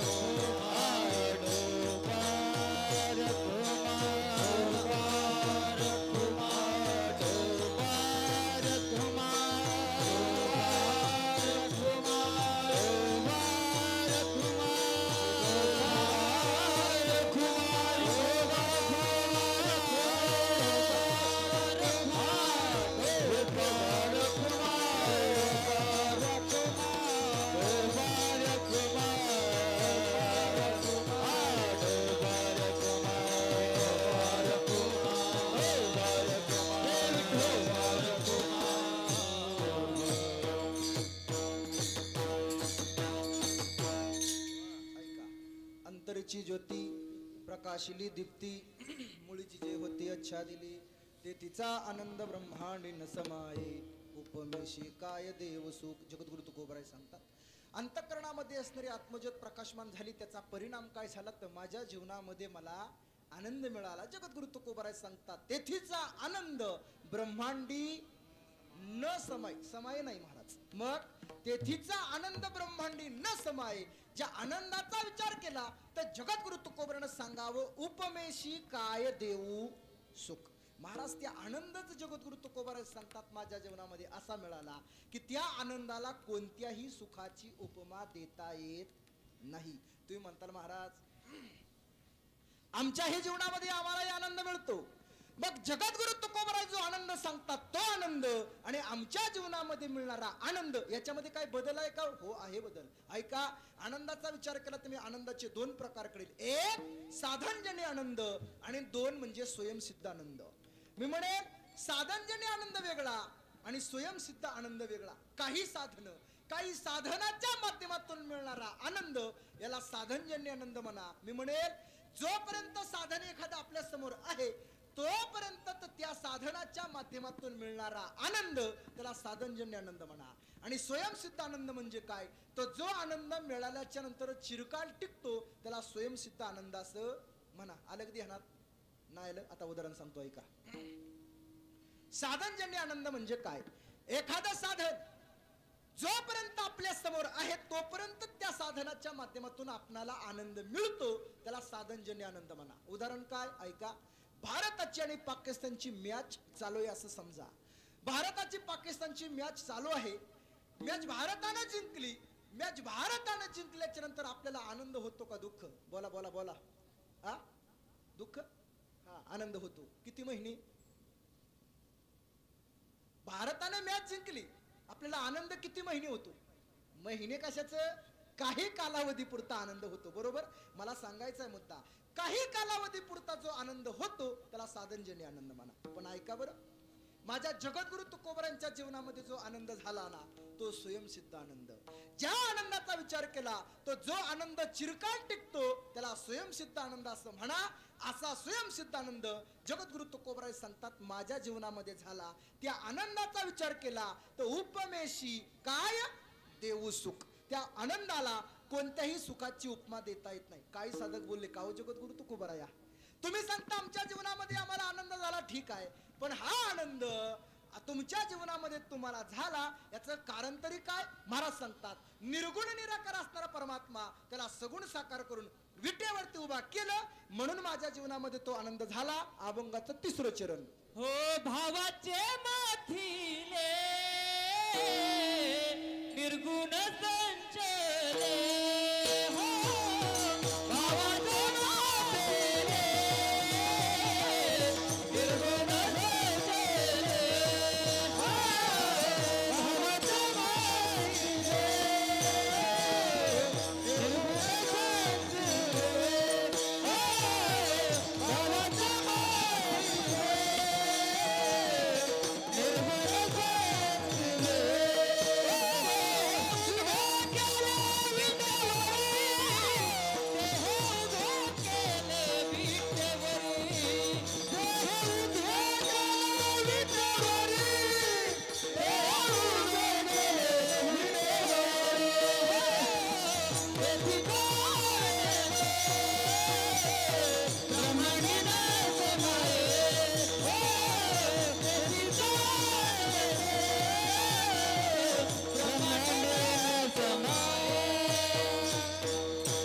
भावाचे मथिले निर्गुण संचिले ते हे उभे केले विटेवरी. महाराज म्हणजे जगद्गुरु तुकोबरानं सांगावं भावाचे मथिले निर्गुण संचिले, निर्गुण निराकार असणारा परमात्मा पण त्याला सगुण साकार करून ते हे उभे केले विटेवरी. महाराज तो परमात्मा विटेवरती उभा झाला राहिला म्हणून खरं तर माझ्या जीवनामध्ये मला आनंद झाला. मला वाटतं भगवान परमात्मा विटेवरती उभा राहिला. भगवान परमात्मा विटेवरती उभे राहिले याचं कारण काय असेल तर मी म्हणेल भगवान परमात्मा विटेवरती उभा राहिले याचं कारण एकच आहे, ते म्हणजे भक्तराज पुंडलिक.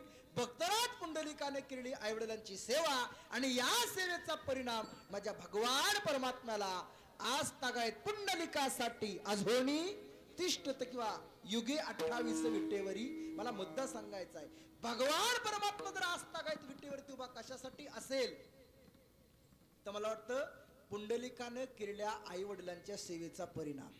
म्हणून खरं तर जीवन जगत असताना प्रत्येक माणसानं मला वाटतं कर्तव्य बरं का आपलं ते कर्तव्य आहे का प्रत्येकानं आपले आई वडील सांभाळलेच पाहिजेत. मी तर म्हणेल अगोदर सांगणाऱ्याने सांभाळले पाहिजेत तेव्हा ऐकणारे सांभाळतील. ये बिधी हात राहू द्या. कारण काय होतं कधी कधी बाबा सांगणाऱ्यांचाच घोटाळा राहतो.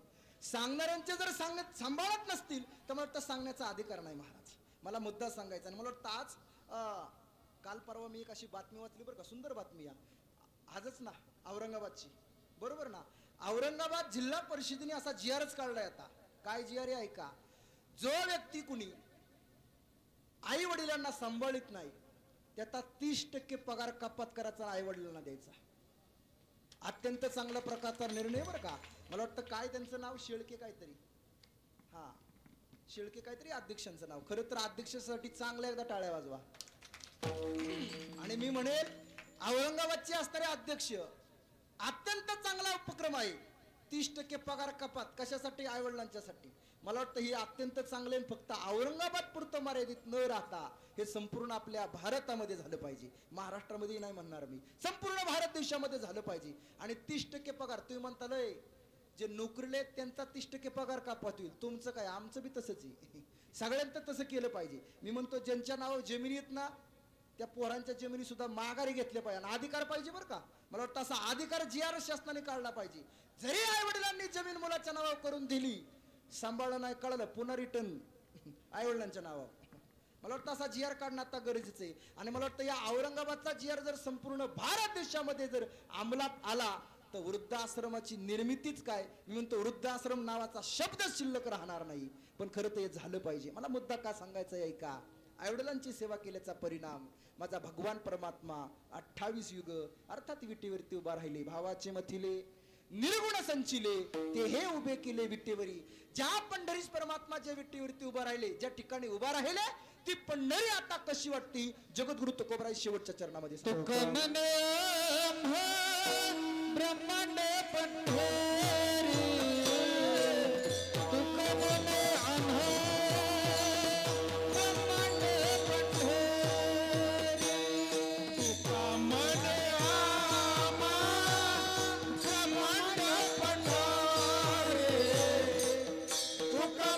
आम्हा ब्रह्मांड पंढरी तुकमने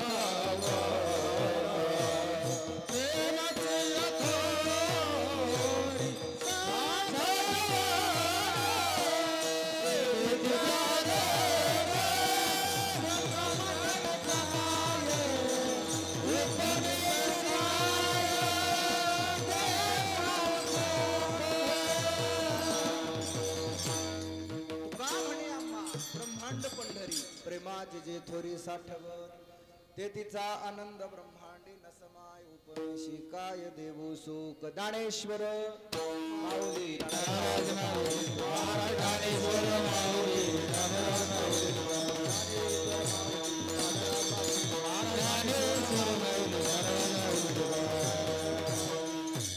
अंतरीची ज्योती प्रकाशिली दीप्ती मुळीची जे होती इच्छा दिली तेथीचा आनंद ब्रह्मांडेन समाय. ओपमेशी काय देव सुख प्रस्तुत कीर्तन रूपी सेवा सादर करत असताना बोलण्याच्या ओघामध्ये काय वेडावाकडा शब्द गेला असेल तो माझ्या वाणीचे तो समजा. बरोबर आहे ते संत महात्म्यांचं, बरोबर आहे ते गुरुवरांचं. कीर्तन रूपी सेवा सादर करत असताना खरं तर उत्कृष्ट अशा प्रकारची कीर्तनाला साथ करण्यास सर्वच आपले समस्त ग्रामस्थ भजरी मंडळ राहू परिसरातून आलेले सर्व भजरी मंडळ श्रवणा धन्यवाद देतो. विशेष करून साथ करणारे सर्वच भजरी मंडळ एका हुनी बळेरे. आता खरं तर सर्वांचाच नामोल्लेख करणं गरजेचं आहे, पण वेळेअभावी आपण करणार नाही. शंभो महादेव पालखी सोहळा सर्व असणारे टाळकरी आणि आपले हरिभक्तीपरण आदरणीय सतीजी महाराज टिळेकर यांची असणारी वरद विनायक वारकरी शिक्षण संस्था, या शिक्षण संस्थेमध्ये असणारे हे सर्वच विद्यार्थी वृंद या सर्वांनाच या ठिकाणी धन्यवाद देतो. हरणूंची साथ करणारे आमचे मित्र आदरणीय युवा कीर्तनकार बापूजी महाराज गाडवे त्यांनाही या ठिकाणी धन्यवाद देतो. इकडं मृदुंगाची साथ करणारे खरं तर आपलं भाग्य बरं का. मला वाटतं भाग्य आपलं बाबाजी मृदुंगाची साथ करतात. फक्त एवढंच नाही बरं का, इथं बाबांची 2 कामं चालू आहेत. बसूनही एक काम चालू आहे आणि तिकडंही एक काम चालू आहे बरं का. हां, हे यूट्यूब चॅनल आहे ना, हरिभक्तीपरायण कोष्टी बाबा म्हणून नावाचे चॅनल आहे. हा कोष्टी महाराज म्हणून चॅनल आहे. सर्वांनी मोबाईल जरा वापरा, जरा मोठा आहे तुमच्याकडे पण चांगला वापर करा त्याचा. यूट्यूबवरती महाराज कोष्टी महाराज म्हणून चॅनल आहे, त्याला सबस्क्राईब करा. आणि ही असणारी जी आपली कीर्तन आहेत ना आता, ही सर्व कीर्तनं आपली यूट्यूबवरती मला वाटतं महाराज या चॅनलचा परिणाम असा आहे, या चॅनलमुळं इथं चालणारी सर्व कीर्तनं ही संपूर्ण जगात जातात बरं का. मी राज्यात म्हणलो होतो घोटाळा झालता मागच्या वेळेस. मला वाटलं राज्यातच चालय आपला अजून चुकी. आता ती वयत माझा अजून लहानाची, त्याच्यामुळे असला घोटाळाच होतोय. म्हणजे आपली उंची लहान आहे असं मला म्हणायचं. तुम्ही म्हणताना का तो अजून बारीकच आहे का, नाही असं नाही मला म्हणायचं. ऐका, माझा मुद्दा आहे पूर्ण जगात मला वाटतं याची प्रक्षेपण होतंय बरं का. हे जगात पूर्ण अगदी 2-4 दिवसामधून होतात. आणि याचा परिणाम सांगतो तुम्हाला, इतका चांगला परिणाम आहे महाराज. मला वाटतं परवा आदरणीय आपले भाऊसाहेब नवलेच्या घरी बाबांना आम्ही गेलो होतो. त्यावेळेस आपल्या याच असणाऱ्या ठिकाणी मला वाटतं गेले 15 वर्ष ज्यांचं आपण गायन ऐकलं ते श्याम महाराज इंगळे महाराजांनी बीडवरून फोन केला. आणि मग त्यांनी बोलत असताना भाऊसाहेबांच्या घरी बाबा बोलले त्यांच्याबरोबर, मीही बोललो. मग महाराजांनी सांगितलं, महाराज तुमची सर्वांची कीर्तनं ऐकली आणि सर्वांची कीर्तनं सुंदर झाली. मला वाटतं चांगल्या माणसाने म्हणणं हे लय महत्वाचं आहे बरं का. मला वाटतं जर यदा कदाचित ही आमची कीर्तनं युट्यूबवर गेलीच नसती तर मला वाटतं ही इंगळे महाराजांना कळलं. इंगळे महाराज म्हणले असते हाय चाललंय ह्यांचं असंच. पण मला मुद्दा सांगायचा आहे महाराज, याचा परिणाम आपली असणारी मुलं, आपली म्हणतोय बरं मी, आपली मुलं आज जगात जर कुणी पोचवली असतील ना जगात, तर बाबांनी पोचवली. एकदा टाळ्या. हा, म्हणून खरं तर हे बाबाजींचे आपल्यावरती उपकार आहेत महाराज. मला वाटतं नेहमी आपण दररोजच ऐकतोय बाबाजींचे पाठीमागा आशीर्वाद. आणि बाबाजींचे आशीर्वाद असतानाच साधूंचा आशीर्वाद कसा असतो बघा. साधू पुढची सोय करून जात असतात. मला वाटतं साधूंनी सोयच करून ठेवली बाबाजींनी आपली, की बाबा आता यांना जायचंय कुठं, पुढं जात असताना नक्की यांना आधार कोणाचा, लगेच पुढं बाबाजी. मला मुद्दा सांगायचंय, ज्यांचा अत्यंत गोड स्वभाव आहे. खरं तर संपूर्ण महाराष्ट्रामध्ये मी म्हणेल, मी अगोदरी तुम्हाला सुरुवातीला सांगून गेलो. आणि नुसतं मृदुंग या क्षेत्राचा विचार करू नका, ही संकोचित वृत्ती आली.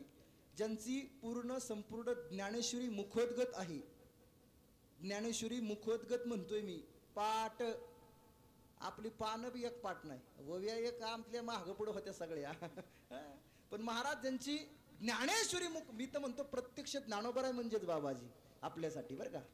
असे असणारे बाबाजी, यांच्यामुळे हे सर्व आपल्याला पाहायला मिळते. असो, बाबाजींना या ठिकाणी धन्यवाद देईल. पुनश्च एकदा आपलं सप्ताह संयोजक मंडळाला खरं तर धन्यवाद देईल.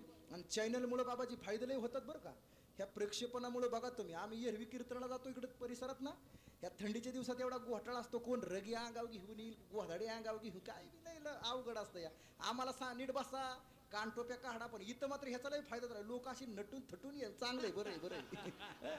ऐका, सर्वांना धन्यवाद देतो, पुरुष मंडळ महिला मंडळ आणि सुंदर अशी ज्यांची माईक सिस्टीम आहे, नानालाही धन्यवाद. सप्ताह संयोजक मंडळाला पुनश्च एकदा धन्यवाद देतो. आणि याच ठिकाणी कीर्तन रूपी सेवा संपली असं जाहीर करतो. विठ्ठल जय जय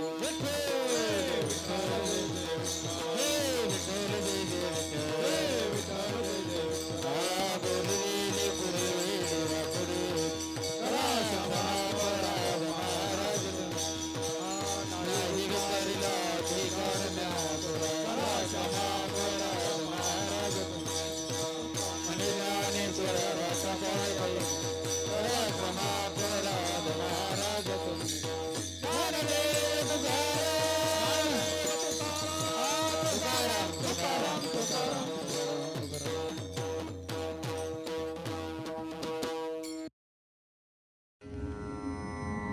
कोष्टी महाराज हे यूट्यूब चॅनल आजच सबस्क्राईब करा. बेल आयकॉनवर क्लिक करा. शुद्ध सांप्रदायिक चाली, कीर्तनं, प्रवचनं, कथा, पारायणं असे वारकरी संप्रदायाशी संबंधित व्हिडिओ पहा. आपणही पहा आणि इतरांनाही आग्रहपूर्वक सांगा.